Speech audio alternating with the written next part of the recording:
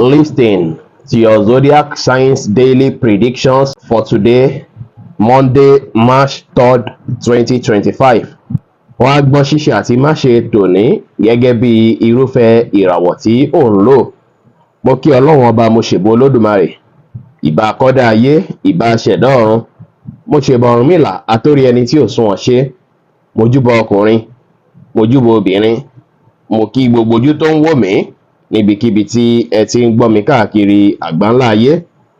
Èyí ni ìwádìí ojoojúmọ́ fún gbogbo ìràwọ̀ pátá àti ṣíṣe àti máṣe fún gbogbo ìràwọ̀ pátá ti tòní tí ń ṣe ọjọ́ Monday, March 3rd ọdún 2025 tí a wà nú ẹ̀ yìí.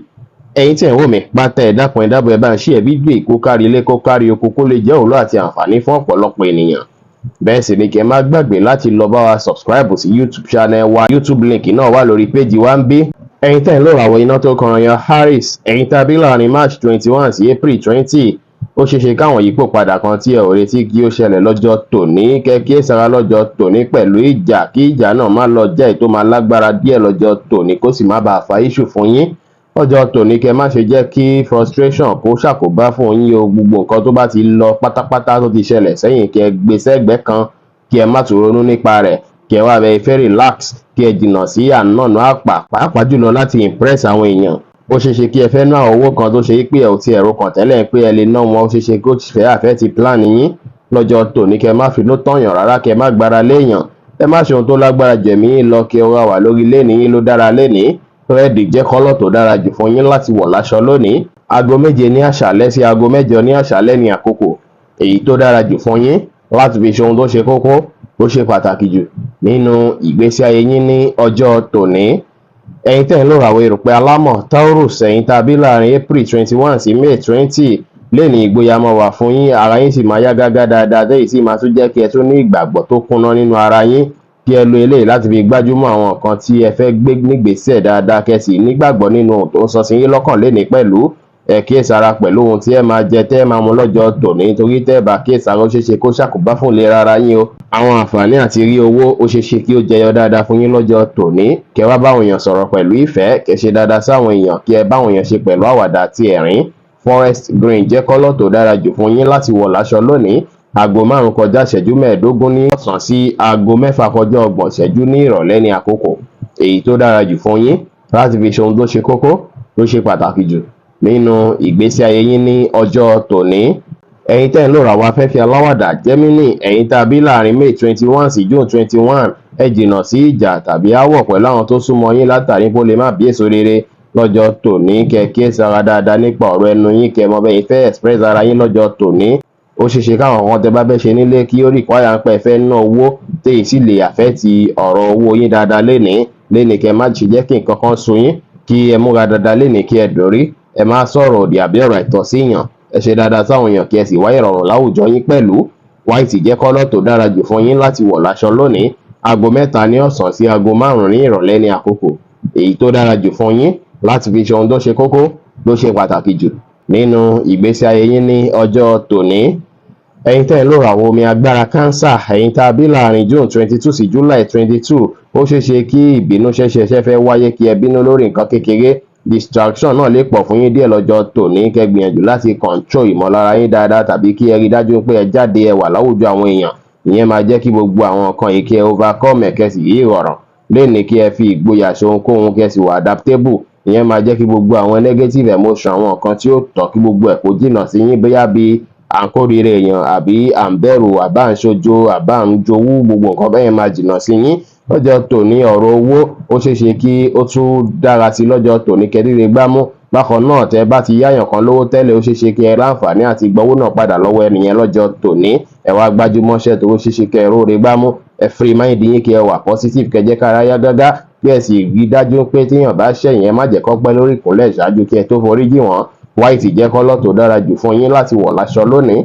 Aago 5 ní ìrọ̀lẹ́ sí aago 6 ní ìrọ̀lẹ́ ní àkókò èyí tó dára jù fún yín láti fi ṣe ohun tó ṣe kókó tó ṣe pàtàkì jù nínú ìgbésí ayé yín ní ọjọ́ tòní.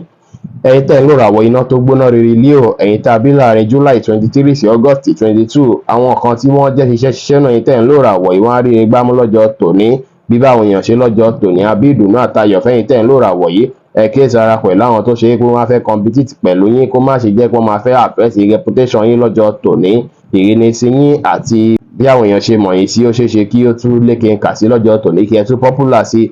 Kẹ wá kíyèsára stress àti òyìròyì ó ṣeé ṣe kí ó fẹ́ affect yín, kó fẹ́ kẹ́ dọ́ọ̀lù bákan, kẹ́ fẹ́ lose energy lénìí, kí ẹ jìnnà sí gbogbo nǹkan tó jọ mọ́ ròyìròyì àti stress pátá. Lénìí tí nǹkan bá dàbí ìgbà pé ó ṣì ń rí bákan, kí ẹ rí dájú pé ẹ jáde ìjẹ́fi ní ẹ fẹ́ jókòó lẹ́yìn nìkan, ẹ jáde lọ kẹ́ mix pẹ̀lú àwọn èèyàn, tàbí kẹ́ ṣe àwọn nǹkan tó ṣe é pé ó tún lè bí kí owó wọlé fún yín dáadáa lọ́jọ́ tòní. Ẹ má dá sọ́rọ̀ tí wọ́n pè sí àbẹ́yìí tí ó kàn yín, ẹ rẹra yín lẹ̀, ẹ ṣe dáadáa sáwọn èèyàn, kí ẹ sì pàṣírí mọ́ lórí ọ̀pọ̀ nǹkan tó bá jẹ́ ti yín. Orange jẹ́ kọ́lọ́ tó dára jù fún yín láti wọ̀ láṣọ lónìí. Aago 6 ní ìrọ̀lẹ́ sí aago 7 ní àṣálẹ́ ní àkókò èyí tó dára jù fún yín láti fi ṣe ohun tó ṣe kókó, tó ṣe pàtàkì jù nínú ìgbésí ayé yín ní ọjọ́ tòní. Ẹ̀yin tẹ́ ń lò ràwọ̀ erùpẹ̀ funfun Virgo, ẹ̀yin tàbí láàrin August 23 sí September 23, ó ṣeé ṣe kára yín má fi bẹ́ẹ̀ yá gágá látàrí àwọn kankan tó ń ṣẹlẹ̀ nínú ìgbésí ayé yín, kí ẹ má wá bẹ̀rù, kẹ́ má ṣojo. Ẹ kàn wòye sí àwọn nǹkan tẹ́ ń rò lọ́kàn bẹ́ẹ̀ fẹ́ sọ di nǹkan tó máa wá sí ìmúṣẹ, kí ẹ má ronú pé bóyá nǹkan kan tí ẹ ń rò àbí nǹkan tí ẹ ń lé bóyá kò lè ṣeé ṣe. Gbogbo nǹkan pátá ló lè ṣeé ṣe. Ẹ bá gbìyànjú tẹ́ try best yín, gbogbo nǹkan tí ẹ bá fẹ́ pátá ló máa rọrùn, lẹ máa rí gbámú ní ìrọ̀rùn lọ́jọ́ tòní. Tí ẹ bá ní ilẹ̀ tẹ́ fẹ́ tà, tẹ́ ń wẹ́ni tẹ́ tó fẹ́ rà, ó ṣeé ṣe kí ẹ rí báyà lọ́jọ́ tòní. Lénìí kí ẹ kíyèsára, ẹ má disappoint olólùfẹ́ yín, kẹ́ má padà regret ẹ̀. Ẹ múra dáadáa lénìí, kí ẹ dórí, kí ẹ bá àwọn èèyàn ṣe lénìí, kí ẹ sì má ṣe jẹ́ kí ìmọ̀lára yín lágbára jù yín lọ lénìí. Purple jẹ́ kọ́lọ̀ tó dára jù fún yín láti wọ̀ láṣọ lónìí.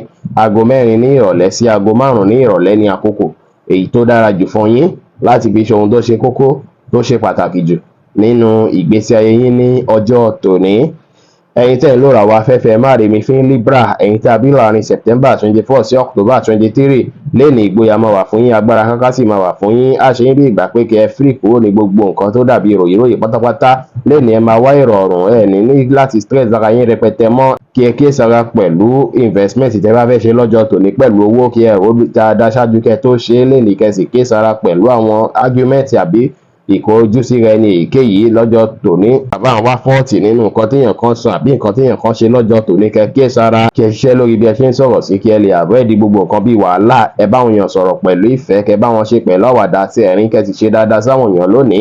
Wáìnì jẹ́ kọ́lọ̀ tó dára jù fún yín láti wọ̀ láṣọ lónìí. Aago 2 ní ọ̀sán sí aago 4 ní ọ̀sán ní àkókò èyí tó dára jù fún yín láti fi ṣe ohun tó ṣe kókó, tó ṣe pàtàkì jù nínú ìgbésí ayé yín ní ọjọ́ tòní. Ẹ̀yin tẹ́ ń lò ràwọ̀ omi tútù Scorpio, ẹ̀yin tàbí láàrin October 24 sí November 22, ó ṣeé ṣe kí ẹ rí àwọn ìyàlẹ́nu kan lọ́jọ́ tòní tí á sì jẹ́ kí ẹ tún ní ìrètí. Kẹ́ rí dájú pé ẹ lo àkókò àti ìgbà tó dára pẹ̀lú àwọn mọ̀lẹ́bí àti olólùfẹ́ yín. Ẹ sọ̀rọ̀ papọ̀, ìyẹn máa jẹ́ kí ìbáṣepọ̀ yín tún dánmọ́rán dáadáa. Ẹ má ṣe dúró dìgbà tí opportunity kan bá wọlé dé. Ẹ̀yin fúnra yín ẹ jáde lọ láti lọ wá bí opportunity náà ṣe fẹ́ tó yín lọ́wọ́. Ẹ ní ìgbàgbọ́ ní kíkún nínú ara yín, kí ẹ má ṣe ohun tó lágbára jù ẹ̀mí yín lọ. Kí ẹ jẹ́ kára yín yá gágá, kí ẹ fìfẹ́ àti ọ̀yàyà hàn sí àwọn ènìyàn pẹ̀lú. Yẹ́lò jẹ́ kọ́lọ̀ tó dára jù fún yín láti wọ̀ láṣọ lónìí. Aago 3 kọjá 30 ìṣẹ́jú ní ọ̀sán sí aago 5 ní ìrọ̀lẹ́ ní àkókò èyí tó dára jù fún yín láti fi ṣe ohun tó ṣe kókó, tó ṣe pàtàkì jù nínú ìgbésí ayé yín ní ọjọ́ tòní. Ẹ̀yin tẹ́ ń lò ràwọ̀ inú àtùpà Sagittarius, ẹ̀yin tàbí láàrin November 23 sí December 22, ọjọ́ tòní máa jẹ́ ọjọ́ tó dára púpọ̀ fún yín láti fi kọ́ ẹ̀kọ́ o. Bẹ́ẹ̀ sì ni ọkàn yín máa balẹ̀, inú yín máa dùn lọ́jọ́ tòní. Kí ẹ má wá ṣaláì má mú sùúrù lò lórí ohunkóhun tí ẹ bá fẹ́ ṣàtúnṣe lé lórí, kó má bàa jẹ́ pé bóyá ẹ máa padà wà frustrated tẹ́ bá ń kánjú ju bó ṣe yẹ lọ lọ́jọ́ tòní. Ẹ lè rí nǹkan dáadáa gbámú tí ẹ bá fọkàn yín sí nǹkan kíkan. Bẹ́ẹ̀ sì ni ó ṣeé ṣe kí ẹ rí àwọn opportunity kan láti fi yanjú gbogbo ìṣòro àbí gbèsè àbí owó tẹ́ yá pátápátá lọ́jọ́ tòní. Lénìí kẹ́ kíyèsára, èèyàn kan tó súnmọ́ yín lè fẹ́ take advantage generosity yín lọ́jọ́ tòní, pé lágbájá yìí tiẹ̀ láwọ́ jẹ́ ń lọ bá, bóyá màá tiẹ̀ rí nǹkan kan gbà lọ́wọ́ ẹ̀. Kẹ́ kíyèsára dáadáa. Tíyàn bá sì ṣẹ̀yìn, kẹ́ rí dájú pé ẹ let go, kí ẹ rí dájú pé ẹ foríjì wọ́n, kí gbogbo nǹkan tó bá dàbí aáwọ̀ tó bá wà láàrin yín kó tán pátápátá. Ó ṣeé ṣe kí àwọn neighbor yín kan kí wọ́n fẹ́ ṣe nǹkan kan tó máa fẹ́ affect marriage yín lọ́jọ́ tòní. Wọ́n lè fẹ́ gbìyànjú láti da marriage yín rú. Ẹ̀yin lẹ máa mọ bẹ́ẹ̀ fẹ́ ṣàtúnṣe lé lórí, ṣùgbọ́n síbẹ̀síbẹ̀ ìbáṣepọ̀ yín àti olólùfẹ́ yín tún sì máa dúró digbín. Lénìí kẹ́ má ṣàṣejù lórí ohunkóhun. Ẹ tẹpá mọ́ṣẹ́, kí ẹ fi ọgbọ́n àtòyè tọ́lọ́run fún yín kẹ́ fi kó ohunkóhun lénìí. White jẹ́ kọ́lọ̀ tó dára jù fún yín láti wọ̀ láṣọ lónìí. Aago 4 ní ìrọ̀lẹ́ sí aago 6 ní ìrọ̀lẹ́ ní àkókò èyí tó dára jù fún yín láti fi ṣe ohun tó ṣe kókó, tó ṣe pàtàkì jù nínú ìgbésí ayé yín ní ọjọ́ tòní. Ẹ̀yin tẹ́ ń lò ràwọ̀ erùpẹ̀ eléruku Capricorn, ẹ̀yin tá a bí láàrin December 23 sí January 19, ó ṣeé ṣe kó ṣe bí ìgbà pé kí ẹ lo àkókò àti ìgbà lẹ́yìn nìkan lọ́jọ́ tòní kí ẹ fi wòye sí ìgbésí ayé yín, kí ẹ fi understand ara yín dáadáa. Ẹ má wulẹ̀ socialize lénìí, ẹ má stress ara yín dáadáa, kí ẹ rí dájú pé ẹ ronú jinlẹ̀ nípa nǹkan tó lè bí ìdùnnú àtayọ̀ fún yín, kí ẹ sì bẹ̀rẹ̀ sí ní ṣe pàápàá àwọn nǹkan tó ṣe é pé tọ́jọ́ mẹ́ta tẹ́ ti ṣe tó sì ń bí ìdùnnú àtayọ̀ fún yín. Lọ́jọ́ tòní ó ṣeé ṣe kí ọ̀tá yín ráwọn ìfàsẹ́yìn kọ̀ọ̀kan, ṣùgbọ́n àwọn alásùnmọ́ yín kan máa support yín dáadáa lọ́jọ́ tòní lásìkò tí ìṣòro kan bá jẹyọ. Lénìí kí ẹ rí dájú pé kéésara pẹ̀lú ọ̀rọ̀ owó. Ó ṣeé ṣe kí ẹ visit èèyàn kan, kẹ́ lọ kí èèyàn kan lọ́jọ́ tòní kí ẹ fẹ́ ná owó tí ò ti expect rárá. Ẹ rí dájú pé wà determine, kẹ́ tẹpá mọ́ṣẹ́ láti ríre gbámú, kẹ́ ṣe dáadáa sáwọn èèyàn, kí ẹ rẹra yín ńlẹ̀, kí ẹ sì rí dájú pé pọ́n tèwe tàgbàlé. Yẹ́lò jẹ́ kọ́lọ̀ tó dára jù fún yín láti wọ̀ láṣọ lónìí. Aago 5 ní ìrọ̀lẹ́ sí aago 6 ní ìrọ̀lẹ́ ní àkókò èyí tó dára jù fún yín láti fi ṣe ohun tó ṣe kókó, tó ṣe pàtàkì jù nínú ìgbésí ayé yín ní ọjọ́ tòní. Ẹ̀yin tẹ́ ń lò ràwọ̀ afẹ́fẹ́ oníbínú Aquarius, ẹ̀yin tá a bí láàrin January 20 sí February 19, lọ́jọ́ tòní ó ṣeé ṣe kí ẹ má fi bẹ́ẹ̀ ní ìtẹ́lọ́rùn pẹ̀lú àwọn kan tí ẹ rí gbámú lọ́jọ́ tòní. Bóyá ẹ rí àwọn information kan èyí tó ṣe é pé ẹ̀ ń wòye sí pé information lórí nǹkan tí mo get yìí ó dàbí ìgbà pé nǹkan yẹn ò fi bẹ́ẹ̀ ṣe dáadáa tó, tàbí kí ẹ rí ìṣòro nínú nǹkan kan tuntun kan tí ẹ ṣe lórí àtàrí information tí ẹ gbọ́ lọ́jọ́ tòní. Lénìí gbogbo nǹkan tẹ́ bá dáwọ́lé lẹ máa ṣàṣeyọrí lórí rẹ̀, téyì sì máa tún jẹ́ kí inú yín dùn, káyọ̀ yín kún. Ẹ jìnnà sí gbogbo nǹkan tí ó tọ́ pátápátá, pàápàá àwọn èròǹgbà tí ó tọ́ kó má bàa ṣàkóbá fún iṣẹ́ yín lọ́jọ́ tòní. Kí ẹ ṣe nǹkan yín létòlétò, kẹ́ ṣe dáadáa sáwọn èèyàn, kí ẹ sì ronú jinlẹ̀ nípa nǹkan tẹ́ tún lè ṣe tó tún lè bí dáadáa fún yín àti lọ síwájú. Kẹ́ bẹ̀rẹ̀ sí ní gbé ṣe. Light blue jẹ́ kọ́lọ̀ tó dára jù fún yín láti wọ̀ láṣọ lónìí. Aago 4 ní ìrọ̀lẹ́ sí aago 5 kọjá ìṣẹ́jú 15 ní ìrọ̀lẹ́ ní àkókò èyí tó dára jù fún yín láti fi ṣe ohun tó ṣe kókó, tó ṣe pàtàkì jù nínú ìgbésí ayé yín ní ọjọ́ tòní.